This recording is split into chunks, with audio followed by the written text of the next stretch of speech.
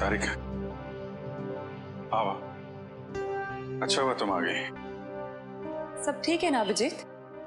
नहीं, इस वक्त बुलाया इसलिए पूछ रही थी। नहीं, वो एक्चुअली मुझे तुमसे कुछ जरूरी बात करनी थी। कितने परेशान लग रहे हो, क्या बात है? एक्चुअली समझ नहीं पा रहा हूँ मैं तुमसे कैसे कैसे बताऊं। मैं समझ गई, दया के बारे में ना? मैं जानता हूँ ये सुनकर तुम्हें बहुत धक्का लगेगा, और इससे पहले मेरी हिम्मत जवाब दे जाए, मैं तारिका, जब एसीपी साहब यहाँ वापस आएंगे तो मैं उनसे कहने वाला हूँ वो मेरा ट्रांसफर कर दें। क्या ट्रांसफर? आई एम सॉरी तारिका, मैं और बर्दाश्त नहीं कर सकता। मेरे और दया के बीच में जो कुछ चल रहा है, मैं अभिजीत, लेकिन दया तो तुम्हारा दोस्त है ना? हाँ, लेकिन अब दोस्ती रही कहाँ?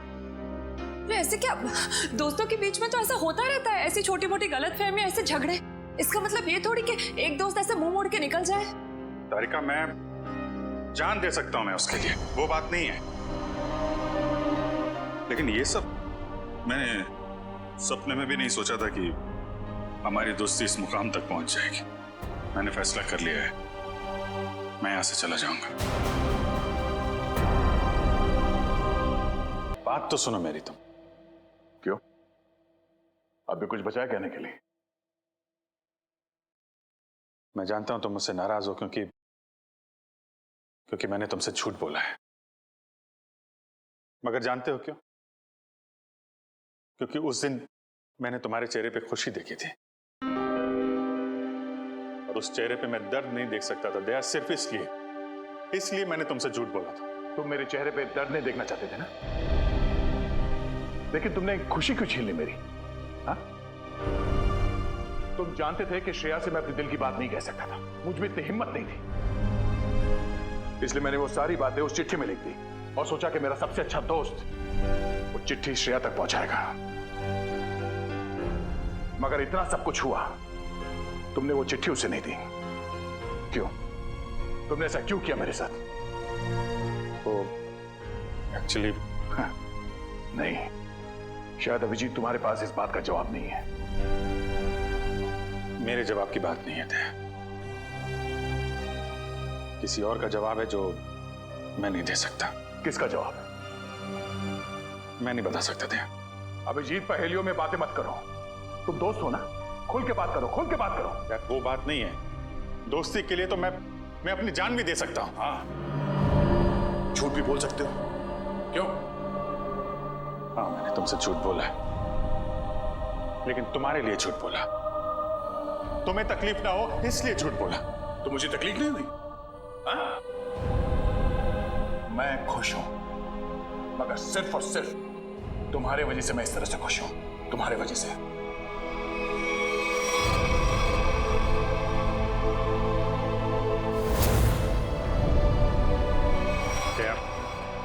एक मिनट यार, प्लीज, ये श्रेया का गुस्सा मुझ पे मत उतारो यार। मैं गुस्सा श्रेया पे नहीं, मुझे गुस्सा तुम पे आ रहा है। क्यों?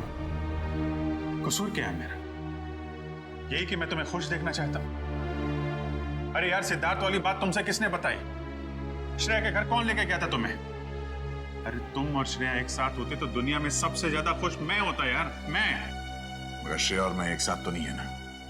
हाँ? और मैं खुश भी नहीं हूं। यार अब इन बातों में कुछ रखा नहीं है, भूल जाओ।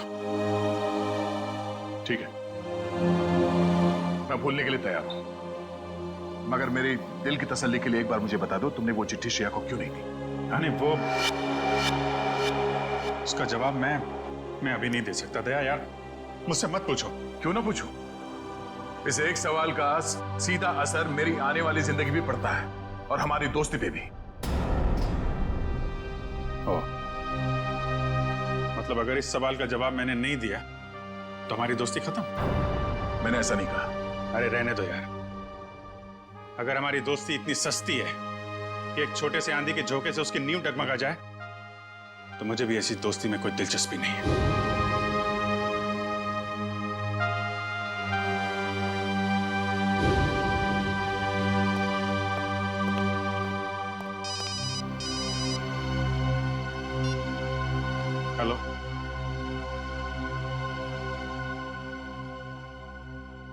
जी हाँ, सीआईडी ब्यूरो।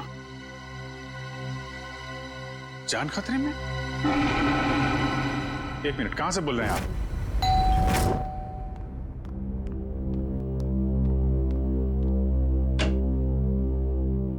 सीआईडी? जी हाँ। क्या हुआ आपकी पत्नी के साथ? सर आप बैठिए, मैं सब बताता हूँ। तुम तो कह रहे थे कि तुम्हारी पत्नी मुसीबत में। ये गलत कह रहे हैं। मैं बिल्कुल ठीक ठाक हूँ सर। तुम्हारी हिम्मत कैसे हुई मेरी पत्नी के कपड़े पहनने की? पता नहीं सर इनको क्या हो गया है, बिल्कुल बहकी बहकी सी बातें कर रहे हैं। मिस्टर राहुल, क्या मजाक है ये? अगर आपकी पत्नी ठीक ठाक है तो सीआईडी का वक्त बर्बाद करने से क्या फायदा? सर मैं सीआईडी का वक्त बर्बाद नहीं कर रहा हूँ सर। नम्रता सच में बहुत बड़ी मुसीबत में है। दरअसल कुछ घंटे पहले लगता है आ गई।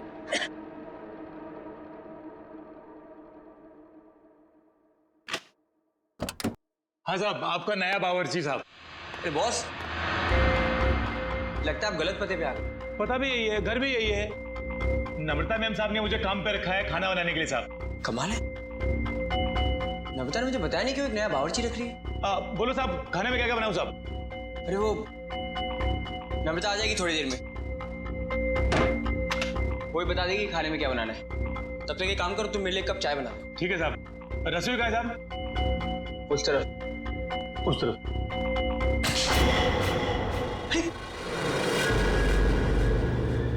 ये चाकू?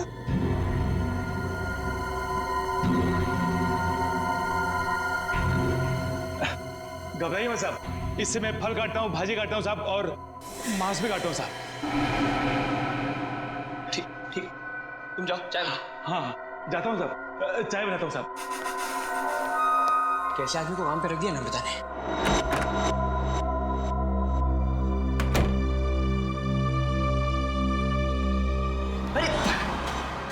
क्या साहब, डर गए क्या? ऐसे अचानक सामने आ गए तो कोई भी डरेगा ही ना। ये लो साहब, आपकी कॉफी। मैंने चाय बोली थी। क्या साहब, आपने कॉफी तो मंगाया था साहब, वही लाया हूँ साहब। अरे यार मैंने चाय बोली थी। अरे कैसे बदतमीजी से बात कर रहे हो तुम? अरे एक तो गलती कर रहे हो, ऊपर से बदतमीजी से बात कर रहे हो मेरे साथ। कैसा आदमी रख दिया है। सॉरी डार्लिंग, आने में थोड़ी देरी होगी। वो मॉल में ना अच्छी सी सेल लगी है तो कुछ ज्यादा ही शॉपिंग कर ली। एक्सक्यूज मी, कौन है आप? और यूं घर में कैसे घुसे चली आ रही है? अच्छा जी, मैंने कुछ ज्यादा खर्चा कर दिया तो इसलिए तुम अपनी पत्नी से ऐसे बात करोगे? पत्नी? कौन हो तुम? और नम्रता कहाँ है? तुम्हारे सामने। अच्छा, अब समझ में आया। मेरी पत्नी ने ही कहा है ना तुम्हें मेरे साथ मजाक करने के लिए, है ना? राहुल, तुम्हें क्या हो गया? क्यों बहकी बहकी बातें कर रहे हो? बहुत हो गया ये बकवास। हाँ, कहाँ है नम्रता? मैं अभी नम्रता को फोन करता हूँ।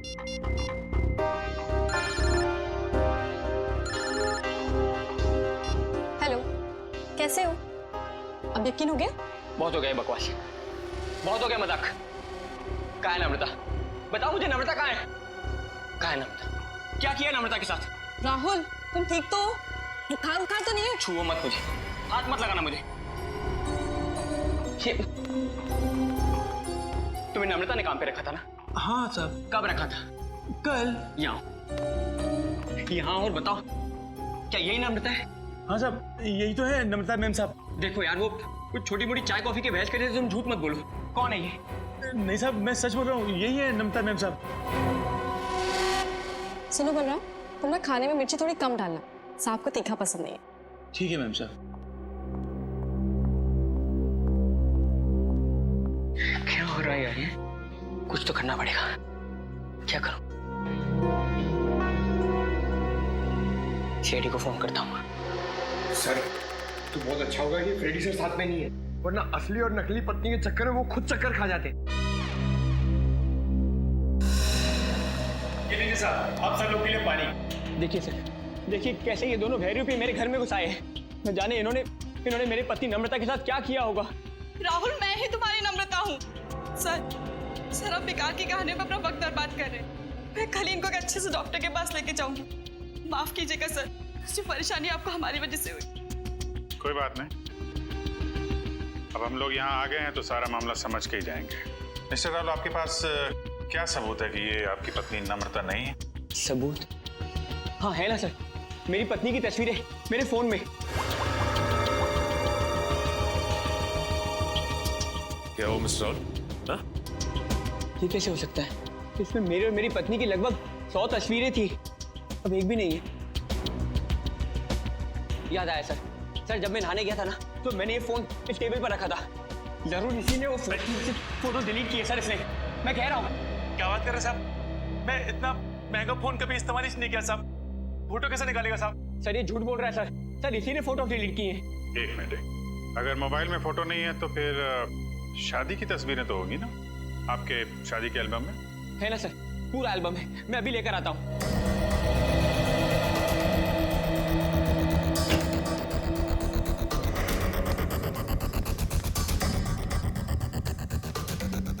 सर ये लीजिए सर, हमारी शादी का एल्बम। अब हो जाएगा दूध का दूध और पानी का पानी।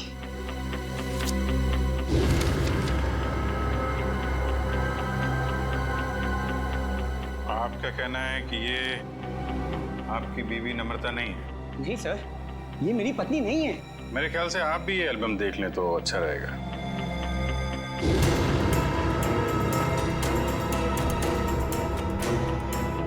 ये कैसे हो सकता है सर? ये कोई बहुत बड़ी साजिश है, ये कोई साजिश है मेरे खिलाफ। जरूर इसमें मेरी पत्नी भी शामिल है, उसी ने भेजा होगा इन दोनों को। मिस्टर राहुल, कभी आप कहते हैं कि आपकी पत्नी खतरे में है, कभी आप कहते हैं कि वो आपके खिलाफ साजिश रच रही है। कहने क्या चाहते हैं आप? सर मुझे कोई खतरा नहीं है और ये कोई साजिश नहीं है। मैंने आपसे कहा ना इनकी तबीयत खराब है। तुम चुप रहो, मुंह बंद रखो अपना। एक मिनट, आप नम्रता हैं, आपके पास कोई आईडी वगैरह है? जी हाँ सर, पासपोर्ट है, पैन कार्ड है, आपको जो चाहिए मैं दिखा सकती हूँ। प्लीज। एक मिनट।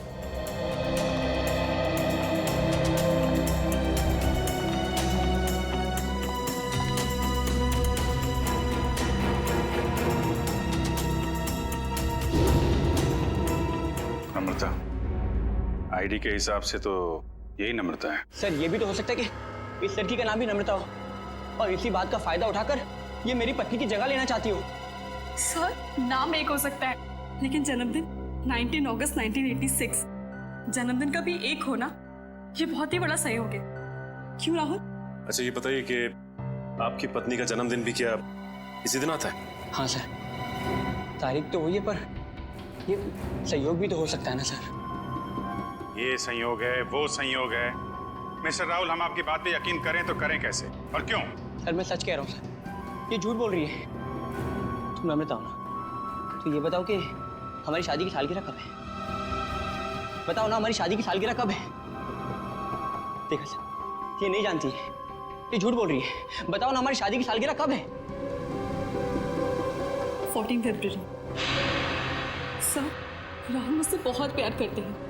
वैलेंटाइंस डे पे गोवा में हमने शादी की थी। सर ये पूरी तैयारी कर आई है, इसने मेरे पत्नी से सब पहले ही पूछ लिया होगा। कोई और सवाल पूछ के देखो।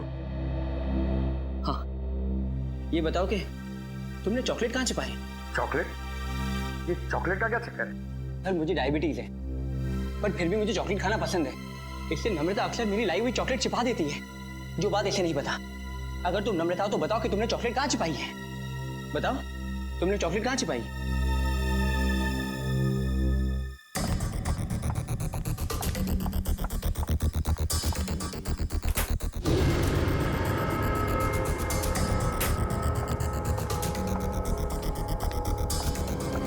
ये रही चॉकलेट, मैं तुम्हें खाने नहीं दूंगी, डायबिटीज है तुम्हें। मुझे डायबिटीज नहीं है, मुझे दे दीजिए। अब क्या कहना आपको मिस्टर राहुल? सर ये लोग पूरी तैयारी कर आए हैं। ठीक है, एक पल के लिए हम आपकी बात मान लेते हैं, लेकिन ये आपकी पत्नी है या नहीं, इसका जवाब तो इस घर में ही मिलेगा। तलाशी लो घर की।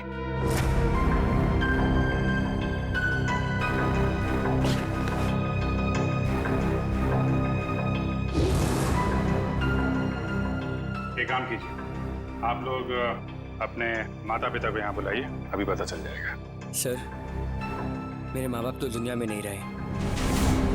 सर मेरे भी नहीं है।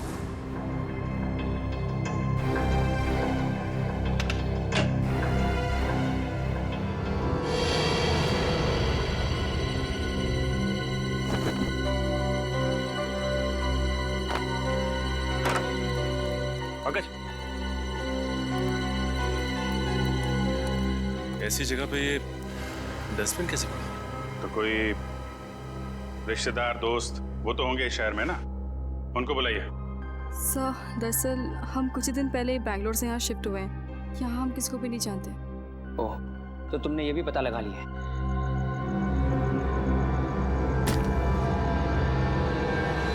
सर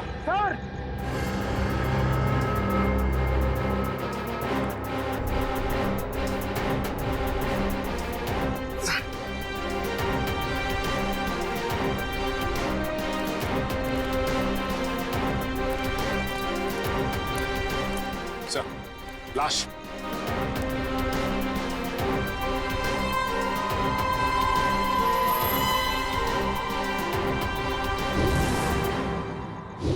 सर ये लाश मेरे घर में? ये कौन सा खेल खेल रहे हो तुम राहुल? पहले पति पत्नी का झगड़ा सुलझाने के लिए यहाँ बुलाया, फिर तुम्हारे घर से एक लाश निकली है। किसकी लाश है ये? सर मुझे कुछ नहीं पता सर। सर मैं इसे जानता भी नहीं। सर मैं भी इसे नहीं जानती। तुम जानते हो? नहीं साहब, मैं नहीं जानता उसको। सर ये देखिए सर, यहाँ इसके सीने पे गोली मारी है और इसके गले पे खरोच का निशान भी है। तो बिल्कुल ताजे हैं, लगता है कुछ घंटों पहले इसे मारा गया है। कोई आईडी वगैरह मिली? एक मिनट।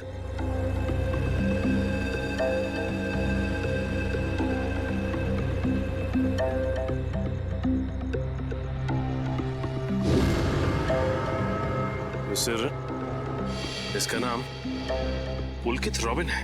पुलकित रॉबिन? सर मैंने इसका नाम कहीं पढ़ा है। पढ़ा है? कहाँ पढ़ा है? अरे सर ये तो एक बहुत ही मशहूर टीवी सीरियल राइटर है सर, साउथ बहू का सीरियल मैं देखता हूँ सर। एक टीवी सीरियल राइटर की लाश मेरे घर में? पंकज मोबाइल पे देखो, इंटरनेट पे इस पुलकित रॉबिन की फोटो निकालो, देखो कहीं ये वही आदमी तो नहीं।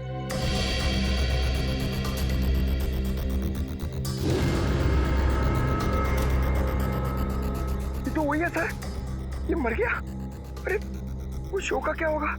मैं तो हर एपिसोड देखता था, अभी अभी एक नया अच्छा ट्रैक चालू हुआ था। सर मैं तो ये सब में फंस नहीं जाऊंगा ना सर? मिस्टर राहुल, तुम्हारे घर से एक लाश मिली है। लाश जब तक खूनी पकड़ा नहीं जाता आप सब लोग हिरासत में रहेंगे। सचिन घर सीज कर दो और इस पुलकित रॉबिन का एड्रेस निकालो।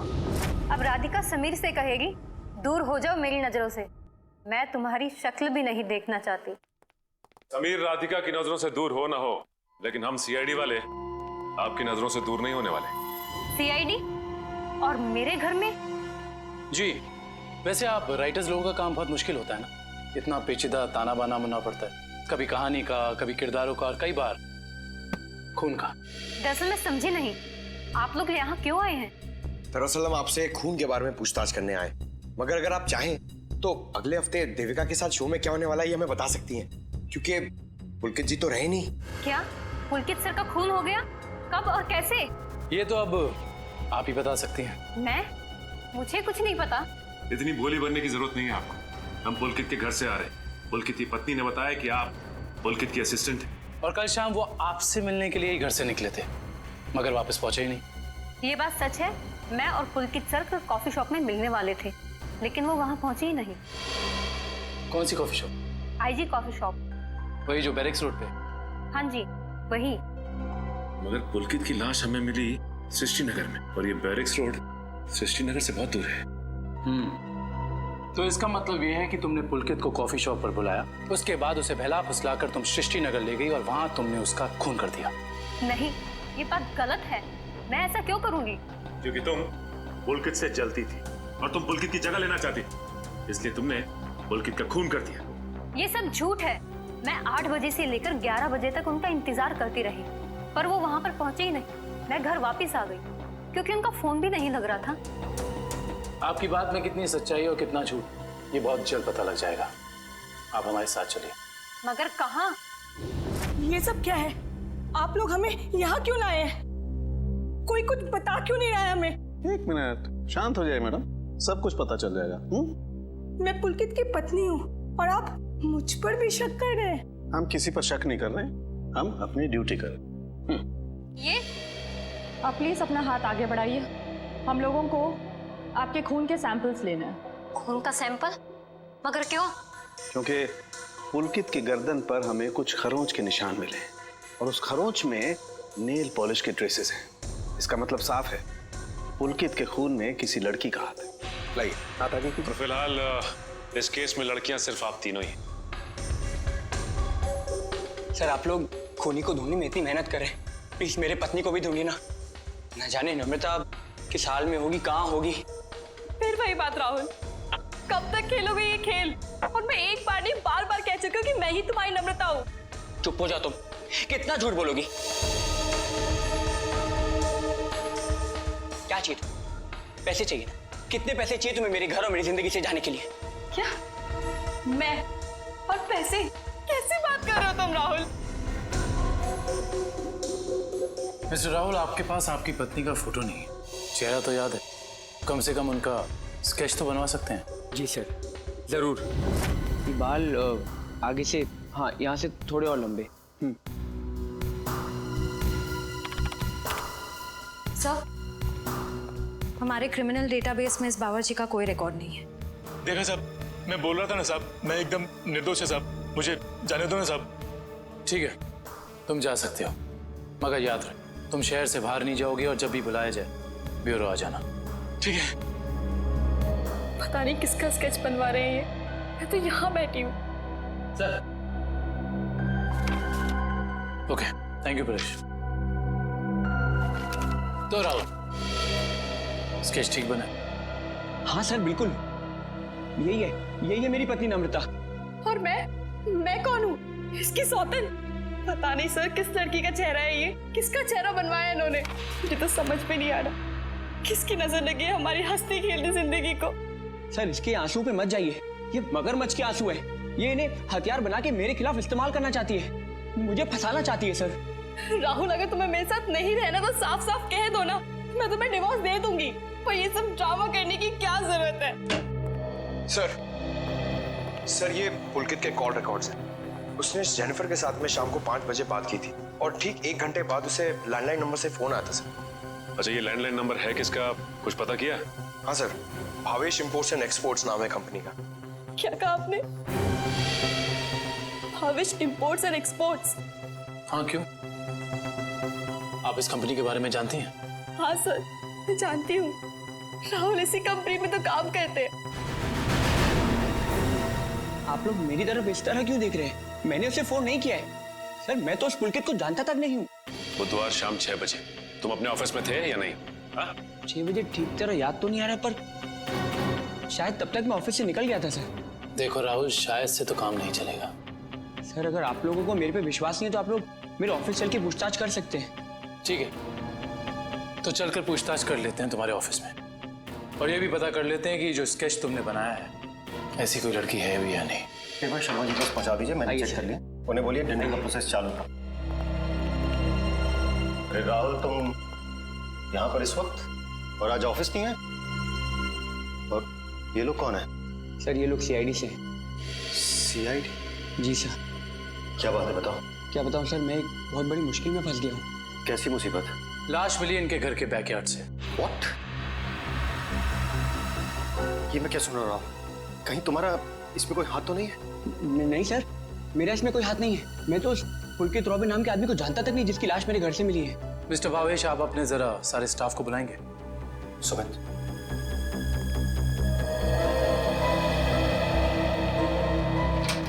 सुनो, सबको बॉस अंदर बुला रहे हैं।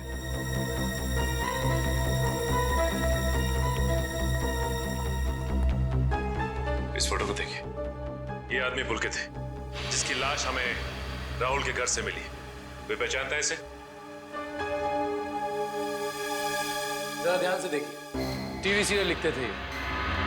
आप इसे पहचानते हैं या इनसे जुड़े किसी आदमी को जिनका इनके साथ संबंध हो? ऐसा तो हो नहीं सकता कि आप में से कोई भी इन्हें नहीं जानता, क्योंकि आपके ऑफिस के लैंडलाइन से फोन किया गया था शाम को 6 बजे बुधवार। व्हाट? तो शायद राहुल ने किया होगा। मैं क्यों फोन करूंगा सर, मैं तो उसे जानता भी नहीं। और ऐसा भी तो हो सकता है कि इसी ऑफिस से किसी और ने फोन किया हो। और तो और सर, मैं तो जिस घर में रहता हूँ घर भी मुझे ऑफिस की तरफ से मिला है। Interesting, very interesting. आप में से किसी को याद है कि बुधवार को राहुल कितने बजे तक ऑफिस में था? हाँ सर, 5:30 बजे तक। 5:30 बजे? और पुलकित को फोन किया गया 6 बजे। हरीश जी बहुत बहुत शुक्रिया हमारी दुविधा दूर करने के लिए। Thank you. हरीश, क्या तुम मेरा एक काम और करोगे? हाँ बोलो। तुम्हें याद है तुम वो इम्पोर्टेंट पेपर्स लेकर मेरे घर आए थे? हाँ याद है। तब तुम मेरे पत्नी नम्रता को मिले थे ना? हाँ राहुल, लेकिन उस बात का इस खून से क्या लेना देना है? लेना देना है, क्योंकि एक अनजान औरत मेरे घर में घुस आई है और मेरे पत्नी होने का नाटक कर रही है। क्या तुम प्लीज उसे चल के मेरे लिए पहचान सकते हो? हाँ श्योर। कहाँ है वो औरत? नीचे हमारी गाड़ी में बैठी हुई, आइए हमारे साथ। देखना सर, अब इस औरत का भांडा फूट जाएगा। धीरज रखिए, अभी पता चल जाएगा। अरे हरीश जी, कैसे हैं आप? हेलो नम्रता, मैं ठीक हूँ, तुम कैसी हो? क्या बताओ, पता नहीं राहुल को क्या हो गया है। हरीश, ये तुम क्या कह रहे हो यार? ये मेरी पत्नी नम्रता नहीं है। व्हाट? ये कैसी बात कर रहे हो राहुल? यही तो नम्रता है, तुम्हारी पत्नी, जिससे तुमने मुझे मिलवाया था। अब क्या कहना है मिस्टर राहुल आपका? है कोई जवाब आपके पास? हरीश, लगता है तुम्हारी आंखों का नंबर बढ़ गया है। जाके अपनी आंखें टेस्ट करवाओ। तुम एक ही बार मिले इसलिए शायद इसे पहचान नहीं पा रहे हो। हाँ मिस्टर राहुल, मेरे चश्मे का नंबर जरूर बढ़ गया है, लेकिन मेरी याददाश्त कमजोर नहीं हुई है। यही नम्रता है। यकीन नहीं होता, यकीन नहीं होता ये सब में तुम भी शामिल हो। सर मैं कह रहा हूँ, पुलकित के खून में ना इसी का हाथ है। अरे ये कैसी बात कर रहे हो राहुल? तुम्हारा दिमाग खराब हो गया? सर ये झूठ बोल रहा है। मैं ठीक कह रहा हूँ सर। राहुल, ठीक और गलत का फैसला हम लोग करेंगे, आप नहीं। सर मैं आपको कुछ बताना चाहती हूँ। सर कुछ साल पहले राहुल को एक मानसिक बीमारी थी और शायद उन्हें वो बीमारी वापस हो गई है। क्या? इतनी बड़ी बात तुमने हमसे छुपाई क्यों? ये भी पता कर आई हो तुम? सर ये सच है कि मुझे बीमारी थी, पर अब मैं बिल्कुल ठीक हूँ। अब चाहे तो बैंगलोर में मेरे साइकियाट्रिस्ट से बात कर सकते हैं। हाँ सर, मैं भी वही कह रही हूँ। ये बिल्कुल ठीक हो गए थे, पर शायद इन्हें दोबारा दौड़ना पड़ रहा है। ये मुझे पहचानने से इनकार कर रहे हैं। सर शायद इन्होंने ही पुलकित को मारा होगा। चुप हो जाओ तुम। एक तो मेरी बीवी को गायब कर दिया, ऊपर से मेरे पे झूठा इल्जाम लगा रही है। मैं ऐसे जान से मार दूंगा। पीछे हो। क्या बिगाड़ा है मैंने राहुल तुम्हारा? सर प्लीज राहुल को अपनी कस्टडी में ले लीजिए सर। देखिए ना, अपनी पत्नी को दिन दहाड़े जान से मारने की धमकी दे रहा है ये। पुलकित का खून राहुल ने किया है या किसी और ने, इसका पता तो हम लगा ही लेंगे। मगर ऐसा तो हो नहीं सकता कि पुलकित को मरते हुए किसी ने देखा या सुना ना हो। उस मोहल्ले के लोगों से पूछताछ करनी होगी। सर आसपास के सभी घरों में हमने पूछताछ कर ली है, बस ये एक आखिरी घर बाकी है। चलो यहाँ भी पूछ के देखते हैं। संभल के।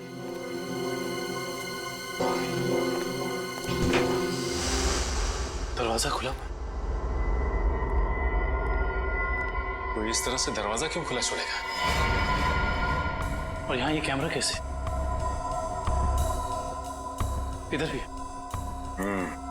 कुछ तो गड़बड़ है यहाँ पे। एक काम करते हैं, इस घर की तलाशी अच्छी तरह से लेते हैं।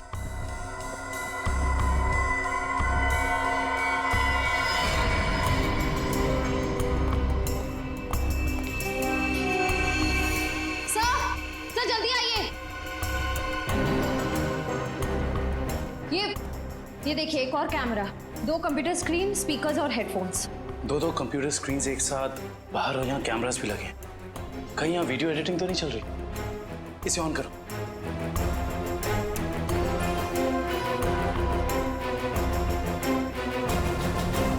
हाँ साहब, आपका नया बावर्ची साहब। लगता है आप गलत पते पे आ गए। नम्रता मैम ने मुझे काम पे रखा है खाना बनाने के लिए। चाय बनाता हूँ साहब। अरे जाओ ना। अभी क्या है? सॉरी डार्लिंग, आने में देर हो गई। वो मॉल में ना सेल लगी थी, तो कुछ ज्यादा ही शॉपिंग करनी। माय गॉड, कैमरा लगा के राहुल के घर पे नजर रखे हुए। क्या हुआ आपकी पत्नी के साथ? सर आप बैठिए, मैं सब बताता हूँ। सिर्फ राहुल की नहीं, सीआईडी की भी। मैं तो बिल्कुल ठीक ठाक हूँ। सर एक बात समझ में नहीं आ रही है, इतनी दूर से सीआईडी का वक्त बर्बाद करने से क्या फायदा है? मगर ये आवाज इतनी क्लियर कैसे आ रही है? मैं भी आया। सर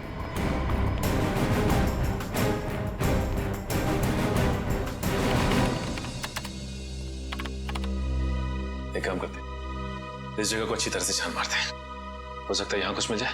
हाँ?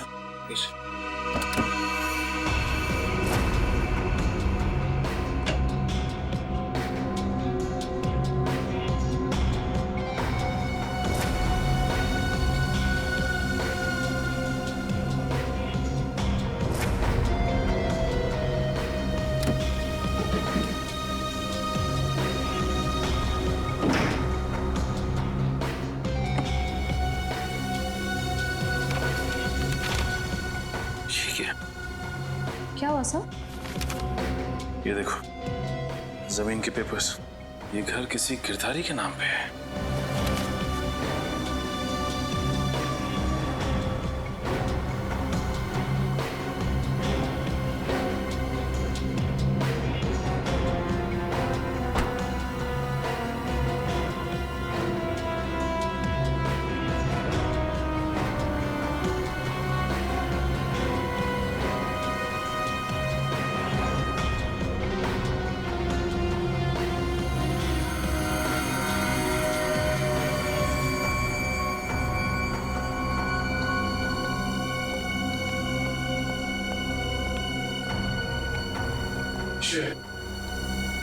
तुम्हारे सारे सवालों का जवाब ये माइक है, जो मुझे राहुल के घर से मिला। स्पीकर के अंदर छुपा के रखा हुआ था। इसका मतलब गिरधारी जो राहुल के घर पर नजर रखे हुए था, उसी ने माइक लगाया यहाँ पे। कौन गिरधारी? अरे दुष्यंत, ये घर के कुछ पेपर्स मिले जिसमें लिखा है कि गिरधारी इस घर का मालिक है। आप लोग सुंदर जी के मेहमान हैं? तुम कौन हो? जी मैं तो यहाँ पर किराए पर रहता हूँ, पर आप लोग कौन हैं? हम लोग सीआईडी से। सीआईडी? जी हाँ, सीआईडी। देख के लगता है कि तुम कहीं बाहर से आ रहे हो। यहाँ सर मैं तो अभी गोवा से आ रहा हूँ, पर आप लोग यहाँ पर सुंदर जी ने कहीं कुछ। एक मिनट, ये सुंदर कौन? सर जब मैं यहाँ से जा रहा था तो मैंने ये घर सुंदर नाम के एक अंकल को किराए पर दिया था। क्या बात, तुम खुद यहाँ पे किराए पे रहते हो और ये घर तुमने किसी को किराए पे दे दिया? सर मैंने सोचा कि गोवा जाने का खर्चा निकल आएगा सर, इसलिए। और गिरधारी जी जिनका ये घर है, वो कहाँ? सर वो तो लंदन में रहते हैं सर, साल में सिर्फ एक बार ही इंडिया आ पाते हैं। ओह, उसी का फायदा उठा रहे हो तुम? ये कंप्यूटर कैमरास तुम्हारे? नहीं सर, ये सब मेरा नहीं है सर। झूठ बोल रहे हो तुम राहुल के घर पे नजर रखे हुए थे, जासूसी कर रहे थे उस पे। जासूसी? सर मैं राहुल के ऊपर जासूसी नहीं कर रहा था सर। देखो हमने रिकॉर्डिंग देख ली है, सच सच बताओ। मैडम मैं तो कॉलेज में पढ़ता हूँ, इतनी सारी महंगी चीजें मैं कहाँ से लाऊंगा? तो फिर ये सारी की सारी चीजें किसकी है? उस आदमी की जिसे तुमने किराए पे रखा हुआ, सुंदर? सर हो सकता है सर। नंबर दो सुंदर का। सर पिछले हफ्ते गोवा में मेरा मोबाइल चोरी हो गया था, तो तुम्हारे सारे नंबर्स चले गए? जी। बहुत अच्छा बहाना है। अपना मोबाइल नंबर दो। सुंदर का नंबर हम तुम्हारे मोबाइल रिकॉर्ड से निकाल लेंगे। सर सालुंके सर की डीएनए रिपोर्ट आ गई है। पुलकित के खरोचों में जो नेल पॉलिश के अंश मिले थे वो ना ही नम्रता के थे, ना ही संजना के और ना ही जेनिफर के। मतलब इस केस में कोई और औरत भी शामिल है? सर हो सकता है वो स्केच वाली औरत हो जिससे राहुल अपनी बीवी कह रहा है। हो सकता है। जब तक हमें उस औरत के बारे में कुछ पता नहीं चल जाता, कुछ कह नहीं सकते। क्या हुआ, उस नेल पेंट के बारे में कुछ पता चला क्या?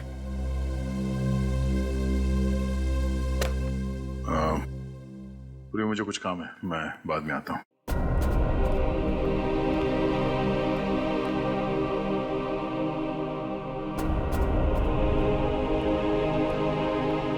सर जतिन के फोन रिकॉर्ड्स चेक करिए। सुंदर का नंबर तो नहीं मिला, मगर किसी मनीष नाम के आदमी का नंबर मिला है। करता क्या है मनीष? सर कैमरास और रीडिंग मशीन किराए पे देता है। मनीष? इस मनीष से मिलना पड़ेगा। सर यही है वो सुंदर अंकल जिन्हें मैंने अपना घर किराए पे दिया था। कौन सुंदर? मैं मनीष हूँ। गलत बात है मनीष जी, आप इतने महंगे कैमरा इक्विपमेंट्स ऐसे ही खुले घर में छोड़ा है। इन्हें तो अरेस्ट करना होगा। बिल्कुल।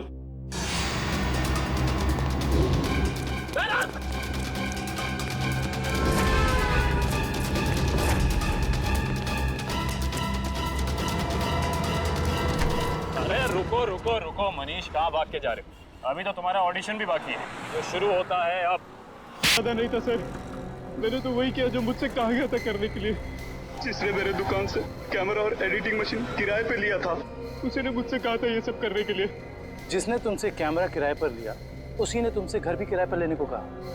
जी सर, उसी ने मुझसे कहा था कि कैमरा इस तरह से फिट करूं कि सामने वाले घर का सारा नजारा दिखना चाहिए। अब तो मिलना पड़ेगा इस इंसान से। है कौन ये जनाब?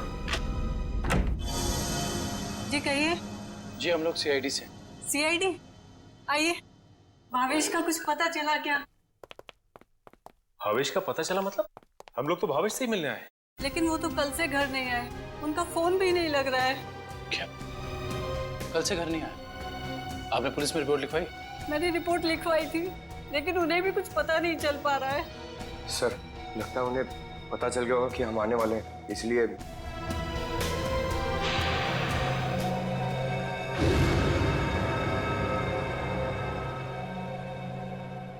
मिनट, क्या ये आपके पति भावेश है? जी हाँ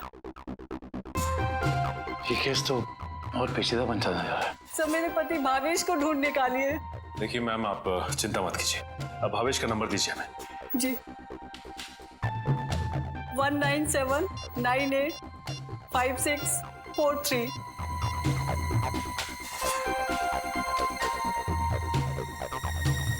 भावेश के फोन तो ऑफ आ रहा है। पंकज, भावेश के फोन के IMEI नंबर से पता करो कि उसका मोबाइल इस वक्त कहाँ है।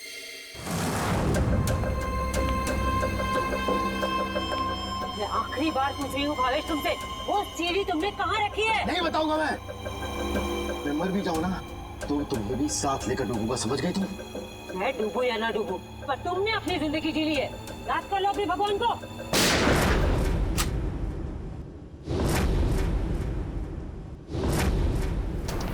बस मुन्नी दुरेली, बहुत मचा रही आतंक। कानून को काफी वक्त से तुम्हारी तलाश थी, मगर हमें नहीं पता था कि हम इस केस के जरिए तुम तक भी पहुंच जाएंगे। खुश तो ऐसे हो रहे हो जैसे तुमने मुन्नी को जेल में डाल दिया है। ये तुम्हारी खुशकिस्मती है या बदकिस्मती कि तुम मुन्नी के दरबार में खुद चलकर आए हो? देख क्या रहे हो? ढूंढ दो इनको।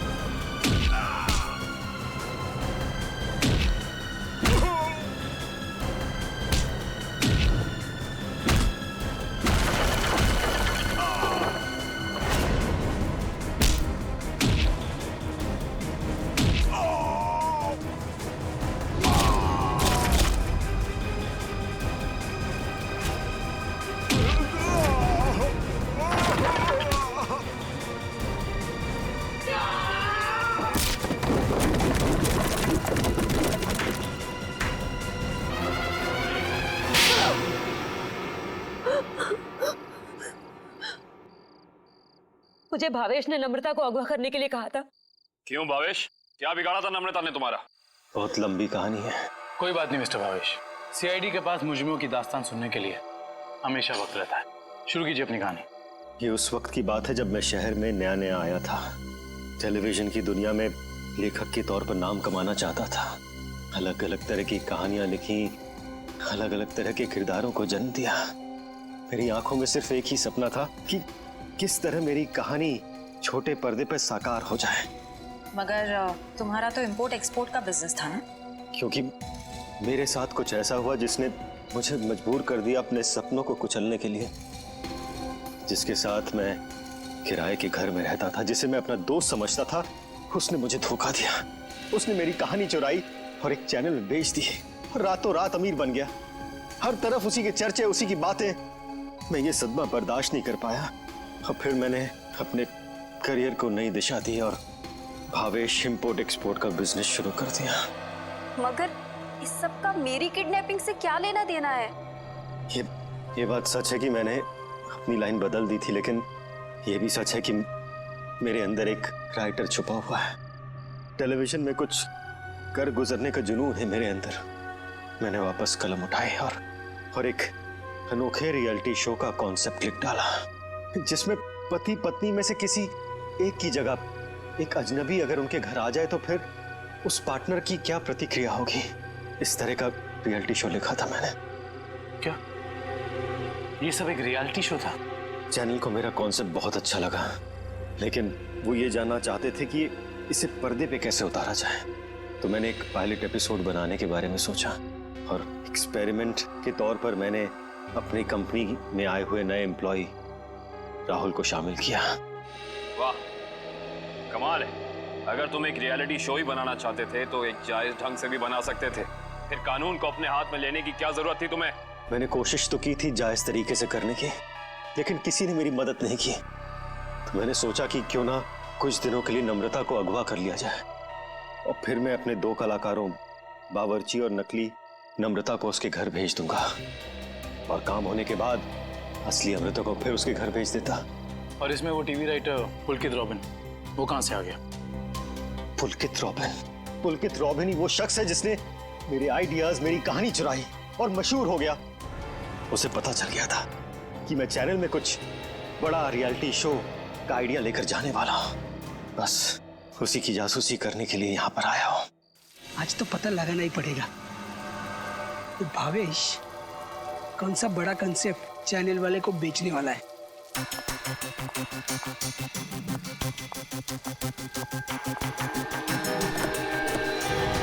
चल गाड़ी में बैठ।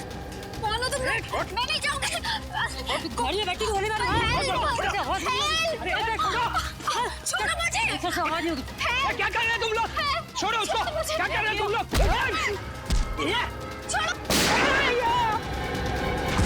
बेवजह मारा गया। अब तू भी यही चाहती है? बैठ। छोड़ दो मुझे। मैं इसको लेकर जाती हूँ, तुम इसको ठिकाने लगाओ।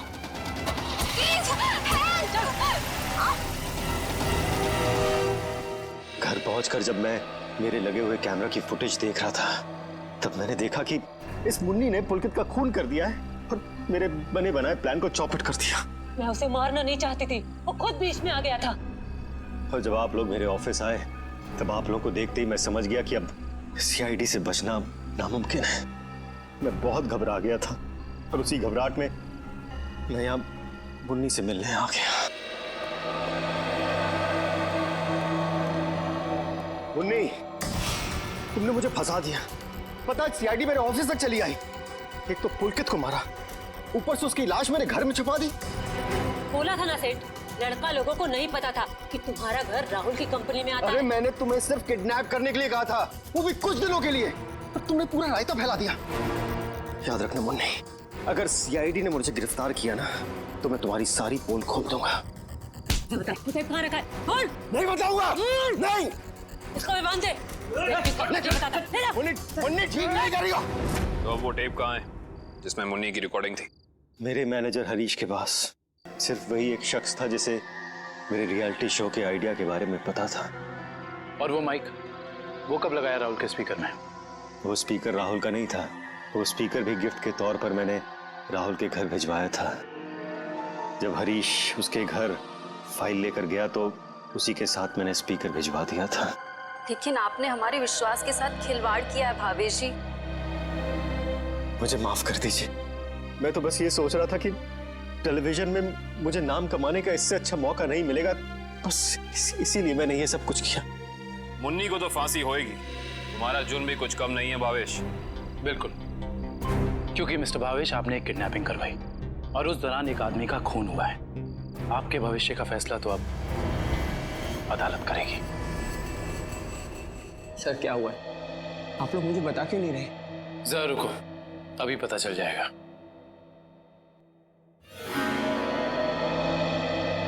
राहुल, राहुल, नम्रता, तुम ठीक तो हो? तुम ठीक हो ना? हाँ, मैं ठीक हूँ। थैंक गॉड तुम आ गई। थैंक गॉड तुम वापस आ गई। मुझे तो लगा था मैंने तुम्हें हमेशा हमेशा के लिए खो दिया है। हाँ, मुझे भी ऐसे ही लगा था। मुझे तो उम्मीद भी नहीं थी कि मैं कभी तुम्हारे पास जिंदा लौट कर भी आऊंगी। वो तो अच्छा हुआ कि सही वक्त पर सीआईडी वाले आ गए, जिन्होंने हमें फिर से मिला दिया। तुम दोनों मुझे माफ कर देना। मुझे नहीं पता था कि मेरी एक्टिंग चीजों को इतनी गलत दिशा में ले जाएगी। एक्टिंग? मैडम, माना कि भावेश जी ने आपको वहाँ एक एक्टिंग असाइनमेंट के लिए भेजा था, मगर लाश देखने के बाद और सीआईडी की कस्टडी में होने के बावजूद आपने हमें सच क्यों नहीं बताया? क्योंकि सर, उन्होंने मुझसे कहा था कि कितनी भी टेढ़ी स्थिति क्यों ना आ जाए, मैं अपना काम करना ना छोड़ूं, एक्टिंग ना छोड़ूं। इसलिए मुझे लगा कि वो नाश भी लगती है और सीआईडी भी सब बस रियलिटी शो का हिस्सा है। वाह, और आप अपनी एक्टिंग के चौके छक्के की बारिश करते रही। मुझे माफ कर दीजिएगा सर, और आपको तो पता है ना कि एक नए एक्टर के लिए टीवी और फिल्मों की दुनिया में पाँव जमाना कितना मुश्किल है। इसलिए मैं कोई गलती करना नहीं चाहती थी, इसलिए मैं एक्टिंग करती रही। अब आप लोग मुझे जो सजा देना चाहें मुझे मंजूर है। सर, रहने दीजिए ना सर। अब मुझे मेरी नम्रता मिल गई और आप लोगों ने भी असली मुजरिम को पकड़ लिया है। गलती तो उन्होंने की है, तो इन्हें सजा भी मिलेगी, लेकिन इन्हें क्या सजा मिलेगी ये अदालत तय करेगी। फिलहाल आप दोनों जा सकते हैं। Thank you sir, thank you so much.